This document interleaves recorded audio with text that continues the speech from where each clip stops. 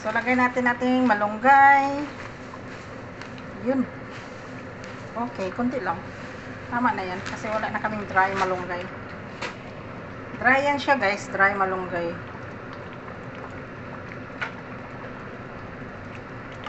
Yan. Kasi guys, dito kasi sa Taguig,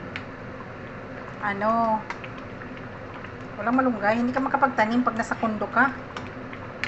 Ang hirap sa mga fresh dito. So, pag sa grocery naman, may mga may mga gamot. Iba talaga yung fresh na ihahalo mo sa sabaw. Sobrang ibang-iba. So, titikman ko na guys.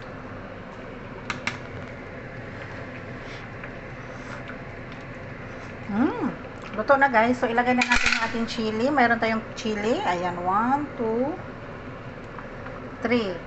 Tapos, yung ating onion. Siyempre, haluan natin yung onion. That's it guys. Luto ng ating munggo for today. Ginataang munggo. That's it. Gagas na natin ng soup. Parang, ayun. Parang kontento talaga ako sa soup. Hindi naman sobrang alat. Parang lang. Hindi naman sobrang alat. Hindi kasi sobrang parang kulang ng asin talaga, asin. So, ayan. Nilagyan ko na siya. So, ito na guys. Ibaba na natin to.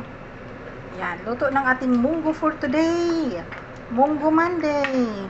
Ayan. Thank you guys for watching. Luto na yung munggo natin. Munggo for today.